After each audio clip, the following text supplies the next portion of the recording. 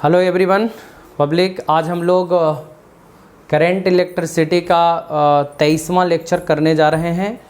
और जो हम लोग इससे पहले का जो लेक्चर किए थे पब्लिक, उसमें हम आप लोगों को पढ़ा रहे थे किरचॉफ्स लॉ। ध्यान रखना है, किरचॉफ्स लॉ इससे पहले वाला लेक्चर में हमने बताया था। और किरचॉफ्स का जो सर्किट का रूल है वो 2 रूल था, इनके द्वारा दिया गया।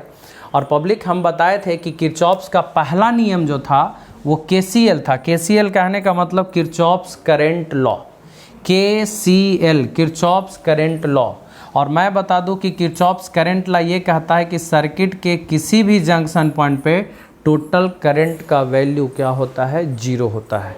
ध्यान रखिएगा, सर्किट के किसी भी जंक्शन पॉइंट पे टोटल करंट का वैल्यू क्या होता है, 0 होता है। और ये चार्ज कंजर्वेशन को फॉलो करता है। ध्यान रखिएगा, केसीएल चार्ज कंजर्वेशन को क्या करता है पब्लिक, फॉलो करता है। ध्यान रखना। दूसरा था केवीएल, जिसको हम लोग बोलते हैं Kirchhoff's voltage law. Kirchhoff's voltage law कहता है कि सर्किट के किसी भी लूप में टोटल वोल्टेज का मान क्या होता है, 0 होता है। किसी भी लूप में टोटल पोटेंशियल डिफरेंस का वैल्यू क्या होता है, 0। और ये एनर्जी कंजर्वेशन को फॉलो करता है। ध्यान रखिएगा, टोटल करंट का वैल्यू 0 चार्ज कंजर्वेशन को फॉलो करेगा, और टोटल वोल्टेज का वैल्यू टोटल एनर्जी मतलब एनर्जी कंजर्वेशन को फॉलो करेगा। तो ये किरचॉफ्स का पहला नियम। दूसरा नियम हमने किया था लास्ट लेक्चर में पब्लिक। हम लोग कुछ क्वेश्चंस कर रहे थे, सिंगल लूप वाला, डबल लूप वाला, ट्रिपल लूप वाला। जैसे मान लिया जाए सर्किट में एक करंट अननोन है, तो एक इक्वेशन से ही आपका ये आई का वैल्यू सॉल्व हो जाएगा। माने एक अननोन के लिए एक इक्वेशन चाहिए, एक लूप चाहिए। 2 अननोन है I1 I2, तो 2 इक्वेशन चाहिए, 2 लूप चाहिए, तब ना लूप लगाएंगे हम लोग।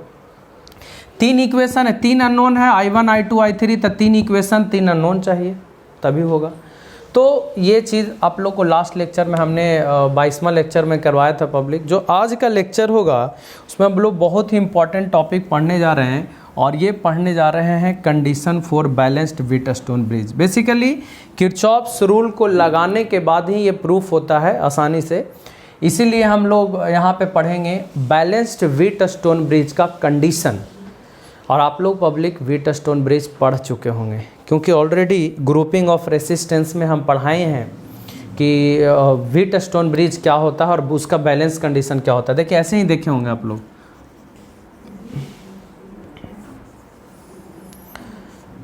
यही था ना पब्लिक, ये 4 गो रेसिस्टेंस था, चारों ब्रांच में R1 R2, यहाँ R3, यहाँ R4, और बीच वाला में था एक रेसिस्टर R5।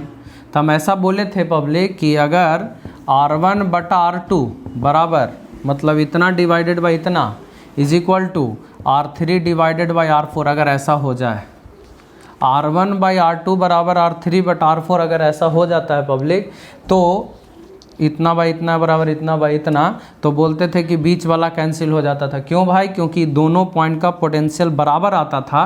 तो जब पोटेंशियल सेम है, ये भी 10 वोल्ट ये भी 10 वोल्ट मान लेते हैं, तो करंट एक में जाएगा, नहीं जाएगा। और करंट फ्लो करता पोटेंशियल डिफरेंस के कारण ना। अब दोनों का बराबर पोटेंशियल है तो करंट इसमें जाएगा ही नहीं। जब करंट नहीं जाएगा तो कैंसिल, इसका कहानी खत्म। अब बचा क्या आपके पास? तो ऐसे सर्किट बच जाता था, यही ना, R1 R2 R3 R4। तब इसका इक्विवेलेंट आसानी से निकल जाएगा। सीरीज में फिर पैरेलल में, उसके बाद हम लोग करते थे। तो ये कंडीशन आया कहाँ से कि ये व्हीटस्टोन ब्रिज का बैलेंस कंडीशन है R1 बटा R2 बराबर R3 बटा R4। इसी को प्रूफ करना है पब्लिक। और ये 5 नंबर का क्वेश्चन बोर्ड एग्जामिनेशन में आता है कि व्हीटस्टोन ब्रिज का बैलेंस कंडीशन इस्टेब्लिश कीजिए, ठीक है, बाय यूजिंग किरचॉफ्स रूल। मतलब किरचॉफ्स रूल को यूज़ करके व्हीटस्टोन ब्रिज का बैलेंस्ड कंडीशन आपको निकालना है कि व्हीटस्टोन ब्रिज का बैलेंस्ड कंडीशन क्या होगा। आइए हम लोग देखते हैं पब्लिक। चलिए सबसे पहले हम लोग सर्किट बनाते हैं।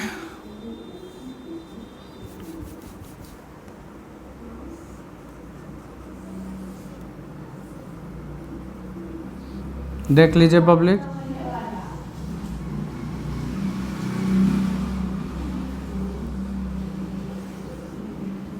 देख लीजिए 4 गो रेसिस्टर लगा हुआ है। नाम दे देते हैं, R1 है, R2 है, R3 है, R4 है, ओके। और बीच में एक हम लोग गैल्वेनोमीटर लगा दिए और इस गैल्वेनोमीटर का रेसिस्टेंस दिया हुआ है Rg। Rg का मतलब हुआ public resistance of the galvanometer. Okay, ये R1, इसमें भी रेसिस्टेंस होगा, R1 है, R2 है, R3 है, R4 है, ये बीच में हो गया Rg। Rg बोले तो रेसिस्टेंस ऑफ द गैल्वेनोमीटर। ये व्हीटस्टोन ब्रिज है पब्लिक। चलिए इसके क्रॉस हम लोग एक सेल लगा दिए, आपकी मर्जी। V वोल्ट का हम लोग सेल लगा दिए पब्लिक, V वोल्ट का हम लोग सेल लगा दिए, है ना। और ये इस तरह से हम लोग अरेंजमेंट यही है व्हीटस्टोन ब्रिज का। एक बैटरी हम लोग लगा दिए। अब क्या करना है पब्लिक, हम लोग को करंट का डिस्ट्रीब्यूशन करना है। ध्यान रहे, हम लोग को अभी करंट का डिस्ट्रीब्यूशन करना है। करंट इसमें हम लोग डिस्ट्रीब्यूट करेंगे, काम हो जाएगा। चलिए पब्लिक, यहाँ से हम लोग करंट निकालते हैं I। ओके, I करंट निकला। जब ये करंट I यहाँ पर आएगा तो करंट को दो रास्ता मिलेगा, एक इस ब्रांच में करंट जाएगा और एक इस ब्रांच में करंट जाएगा। तो मान लेते हैं पब्लिक इस ब्रांच में करंट आपका चला गया I1, तो आप बताइए इस ब्रांच में करंट कितना जाएगा। मान लेते हैं I2। इस ब्रांच में चला गया I1 और इस ब्रांच में चला गया I2। ठीक है, अब यहाँ पर जब I1 आया पब्लिक तो इसको दो रास्ता फिर से मिलेगा, एक इस ब्रांच में जा सकता है, एक इस ब्रांच में। मान लिया जाए इस ब्रांच में करंट चला गया IG बोले तो करंट इन गैल्वेनोमीटर। बताइए इस ब्रांच में कितना बचेगा। I1 में IG इधर चला गया पब्लिक, तो बताइए I1 माइनस IG इधर बचेगा कि नहीं बचेगा। IG इधर से आया, I2 इधर से आया, बताइए दोनों को जोड़ेंगे तो I2 प्लस IG के बराबर होगा कि ना। देखिए अब ऐसा नहीं यहाँ पर ये वाला ला करके इधर और इधर बांट दीजिएगा, नहीं पब्लिक। अब इस ब्रांच में करंट आ गया, अब यहाँ से E आया, यहाँ से E आया, दोनों जुट करके इधर रास्ता है तो उधर जाएगा। किरचॉफ्स के पहला नियम को भी फॉलो करना है। ध्यान रहे कि किसी भी जंक्शन पॉइंट पे जितना करंट आएगा उतना करंट जाएगा, ध्यान रहे। तो I2 इधर आया, IG इधर आया पब्लिक, दोनों जुट करके उधर चला गया। अब आइए I2 प्लस IG इधर से और I1 माइनस IG इधर से, दोनों को जोड़ेंगे ना, तो दोनों को जोड़िए I1 माइनस IG और I2 प्लस IG से IG कट गया तो बचा कितना पब्लिक, I1 प्लस I2 यहाँ घूम करके चला आया। बताइए I1 प्लस I2 किसके बराबर हो जाएगा, I के बराबर होगा ना, क्योंकि I ही I1 I2 में बटा था। इसका मतलब I1 और I2 को जोड़ेंगे तो I के बराबर मिलेगा, तो I1 प्लस I2 I के बराबर। देखिए जितना करंट निकला घूम के आ गया कि नहीं आ गया, कंप्लीट सर्किट। क्योंकि सर्किट को कंप्लीट करना हो तो आपको ये चीज़ को ध्यान रखना पड़ेगा कि जितना सेल से आप करंट निकालें उतना करंट घूम के उसके पास पहुंचना चाहिए, तभी ये होगा पॉसिबल, नहीं तो नहीं। मतलब सही है ना, अगर जितना निकाले उतना पहुंच गया तब सही है, नहीं तो गड़बड़, फिर ध्यान रखना। चलिए पब्लिक, ये तो करंट का बंटवारा हम कर दिए। एक बार फिर से समझ लीजिए, अगर समझना चाहते हैं तो हम समझा दे रहे हैं। इस सेल से पब्लिक हम लोग I करंट निकालें। अब ये करंट जब इस पॉइंट पर आएगा तो इसको दो रास्ता मिलेगा, एक उधर एक इधर। मान लिया जाए उस रास्ते में करंट I1, तो इस रास्ता में बचा कितना I2, है ना। I1 जब यहाँ पर आया पब्लिक तो फिर दो रास्ता, एक ब्रांच इधर एक ब्रांच इधर। तो मान लिया जाए इस ब्रांच में करंट चला गया IG बोले तो करंट इन गैल्वेनोमीटर, इसीलिए ले लिए हैं। अब बताइए IG चला गया तो उधर बचा कितना, I1 में से IG इधर चला आया, बचा I1 माइनस IG इधर से आया, I2 इधर से आया, दोनों जुड़ के इधर जाएगा ना, तो I2 plus IG I1 minus IG cut गया तो I1 प्लस I2 देखिए किसके बराबर होगा, I के बराबर। जितना गया उतना निकल गया, कहानी खत्म। तो ये करंट का डिस्ट्रीब्यूशन हो गया पब्लिक। अब क्या करेंगे हम लोग, इस लूप में किरचॉफ्स वोल्टेज लॉ लगाएंगे, ध्यान रखिएगा। यूजिंग, पहले लिख देते हैं distribution of current, distribution of current in Wheatstone bridge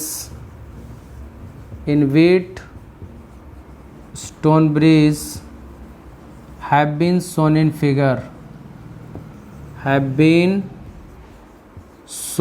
figure, कहने का मतलब फिगर में करंट का डिस्ट्रीब्यूशन दिखला दिया गया है, ठीक है ना। उसके बाद पब्लिक अब क्या करेंगे हम लोग, किरचॉफ्स वोल्टेज लॉ लगा रहे हैं using KVL, Kirchhoff's voltage law in loop number first. पहला लूप में हम लोग किरचॉफ्स वोल्टेज लॉ लगाएंगे। इस लूप में देख लीजिए करंट इधर आप भी इधर, प्लस आई आर की minus I R, minus I one R one. Current इधर आप भी इधर, minus I one R one. Current इधर आप भी इधर, minus I G R G. Current इधर आप भी इधर, प्लस आई आर, तो plus I two R three, और टोटल मिलके कितना हो जाएगा पब्लिक? 0। अब बढ़िया से देख लीजिए, हम ऑलरेडी बताए हैं किरचॉफ्स का सेकंड रूल कि किसी भी लूप में टोटल वोल्टेज का वैल्यू 0 होता है। तो इस लूप में पब्लिक करंट इधर आप भी इधर, minus I one R one. इस लूप में करंट इधर आप भी इधर, minus I G R G. Current इधर आप अपोजिट, तो करंट के अपोजिट चलते हैं तो प्लस लेते हैं, टोटल मिलके 0। और इसको इक्वेशन नंबर हम लोग मान लेंगे फर्स्ट। क्लियर हो रहा है ना? इसको इक्वेशन नंबर हम लोग मान रहे हैं फर्स्ट। अब क्या कर रहे हैं पब्लिक, इस लूप में हम लोग KVL लगा रहे हैं again using KVL in loop number 2। Second loop में हम लोग KVL लगा रहे हैं, इस लूप में हम लोग किरचॉफ्स वोल्टेज लॉ लगा रहे हैं। तो देखिए ये ऐसे चल रहा है ना, आप करंट इधर आप भी इधर, प्लस आई आर की minus I R, minus I R, तो minus I one minus I two into I one minus I G into R two हो जाएगा पब्लिक। करंट इधर आप भी इधर, तो माइनस आई आर, तो माइनस आई आर। फिर देखिए करंट इधर आप अपोजिट, करंट इधर जा रहा है ना, आप इसके उल्टा चल रहा है, तो करंट के अपोजिट तो प्लस में लेंगे, तो प्लस आई आर। आई के जगह पर हो गया पब्लिक आई टू प्लस आई जी इंटू कितना हो जाएगा आर फोर। करंट इधर आप इधर, करंट के अपोजिट प्लस में। फिर देखिए करंट इधर आप इधर, करंट को उल्टा प्लस में ना, तो यहाँ पे हो जाएगा प्लस आई जी आर जी, और टोटल मिलके हो गया आपका 0। ध्यान रखिएगा, करंट इधर आप भी इधर, माइनस आई आर। करंट इधर आप इधर, प्लस आई आर। करंट इधर आप इधर, करंट के अपोजिट चल रहे हैं तो प्लस, टोटल मिलके कितना हो गया 0। और इसको इक्वेशन नंबर हम लोग क्या मान लेंगे? सेकंड मान लेंगे। ध्यान रखिएगा पब्लिक, हम लोग दो लूप में 2 इक्वेशन तैयार कर लिए पब्लिक किरचॉफ्स वोल्टेज लॉ लगा करके। एक इस लूप में हम लोगों ने घूमा और एक इस लूप में हम लोगों ने घूमा, तो ये 2 लूप में 2 हम लोग इक्वेशन तैयार कर लिए। अब क्या करना है, 2 इक्वेशन आपके पास तैयार हो गया पब्लिक। अब हमको बैलेंस कंडीशन निकालना है कि बैलेंस कंडीशन क्या होगा। मैं बता देता हूं कि ये व्हीटस्टोन ब्रिज बैलेंस तभी कहलाएगा पब्लिक जब इस ब्रांच में करंट नहीं जाएगा। मतलब गैल्वेनोमीटर इसीलिए हम लगाए हैं, करंट का वो पता लगाए। गैल्वेनोमीटर करंट डिटेक्टिंग डिवाइस है पब्लिक, करंट का पता लगाता है कि सर्किट में करंट है या नहीं। तो हम क्या बताएं कि ये व्हीटस्टोन ब्रिज बैलेंस तभी होगा जब गैल्वेनोमीटर में करंट का मान क्या होगा? 0 होगा। यानी इस ब्रांच में करंट नहीं जाना चाहिए, क्योंकि ये दोनों पॉइंट का पोटेंशियल बराबर होता है, और जब दोनों पॉइंट का पोटेंशियल बराबर होगा पब्लिक, तो इस ब्रांच में करंट जाएगा ही नहीं। यानी बैलेंस्ड होने के लिए करंट इन गैल्वेनोमीटर का मान 0 होना चाहिए। यानी for balanced Wheatstone bridge Ig should be equal to 0। याद रखिएगा Ig का वैल्यू कितना होना चाहिए? 0 होना चाहिए। तो पहले इसको आप नोट कर लीजिए, उसके बाद हम बताते हैं आपको कि बैलेंस कंडीशन कैसे निकालना। पहले इतना नोट कीजिए दोनों इक्वेशन, उसके बाद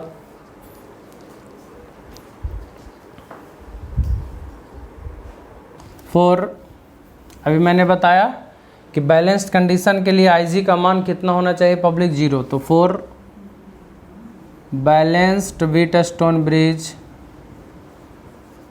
बैलेंस्ड व्हीटस्टोन ब्रिज के लिए करंट इन गैल्वेनोमीटर का मान कितना होना चाहिए? 0 होना चाहिए। बोले तो करंट इन गैल्वेनोमीटर मतलब Ig का वैल्यू 0 होना चाहिए पब्लिक, मतलब इस ब्रांच में करंट नहीं जाना चाहिए। अब Ig 0 हो गया।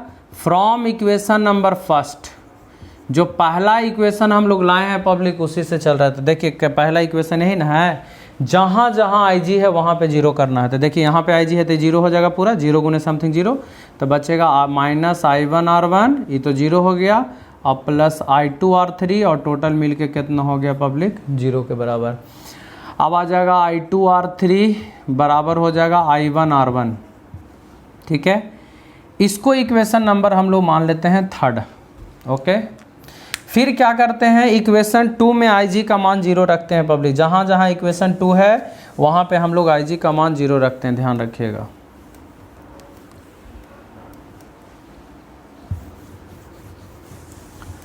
फ्रॉम इक्वेशन सेकंड से चलते हैं, ध्यान रखना है।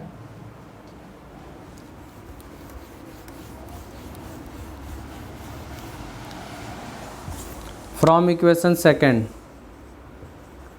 फ्रॉम इक्वेशन सेकंड, दूसरा इक्वेशन से हम लोग चलते हैं पब्लिक। दूसरा इक्वेशन है ना, है देख लीजिए वाला, जहाँ जहाँ IG है वहाँ 0 करना है। देखिए तो यहाँ हो गया -I1R2 हो जाएगा, क्योंकि IG का मान तो 0 है, तो ये वाला 0 रख देंगे पब्लिक, तो ये बचेगा -I1R2। ये 0 रखेंगे तो बचेगा +I2R4, और ये 0 रखेंगे तो पूरा 0 हो जाएगा, बराबर 0। बताइए I2R4 बराबर कितना हो गया पब्लिक, I1R2, और इसको इक्वेशन नंबर हम लोग मान लेते हैं 4, चौथा नंबर इक्वेशन। ये तीसरा था और ये चौथा था। अब क्या करेंगे पब्लिक हम लोग, अब क्या करेंगे, इक्वेशन 3 में इक्वेशन 4 से डिवाइड कर देंगे। Now equation 3 divided by equation 4, मैंने तीसरा में चौथा से डिवाइड करेंगे पब्लिक। तो इसमें इससे डिवाइड करेंगे तो देख लीजिए, डिवाइड करते हैं I2R3 डिवाइडेड बाय I2R4, और इधर हो गया I1R1 डिवाइडेड बाय I1R2। देखिए I1 से I1 गया, I2 से I2 गया, तो क्या बचा पब्लिक, आप देख सकते हैं R1/R2 बराबर R3 डिवाइडेड बाय R4। आप देख सकते हैं public R1 divided by R2 is equal to R3 divided by R4, मतलब R1/R2 बराबर R3/R4। और यही बैलेंस कंडीशन हम बताए हैं कि ये व्हीटस्टोन ब्रिज बैलेंस तभी होगा पब्लिक जब R1/R2 बराबर R3/R4 होगा, और तब होता था जब बीच वाला में मतलब गैल्वेनोमीटर में करंट का वैल्यू क्या होता था, 0 होता था। तो this is the balanced condition of Wheatstone bridge. आप ऐसे भी बोल सकते हैं पब्लिक R1/R3 बराबर R2/R4, यही चीज़ है, सेम चीज़ लिखा हुआ है, मतलब R1/R3 R2/R4। देखिए है ना, R1/R3, मतलब ये दोनों को हम एक्सचेंज कर दिए, कोई दिक्कत उसमें नहीं है। या ऐसे भी हो सकता है R1/R4 बराबर R2/R3, मतलब ये कह लीजिए, चाहे ये वाला कह लीजिए, चाहे ये ऐसा कैसे भी हो, तीन में से कैसे भी आप समझ लेंगे पब्लिक, ये व्हीटस्टोन ब्रिज बैलेंस है। और बैलेंस्ड व्हीटस्टोन ब्रिज के केस में बीच वाला में करंट का मान 0 होता है। तो याद रखिएगा, ये 5 नंबर का क्वेश्चन एग्जामिनेशन में आता है, ठीक है, नोट कर लेंगे इसको।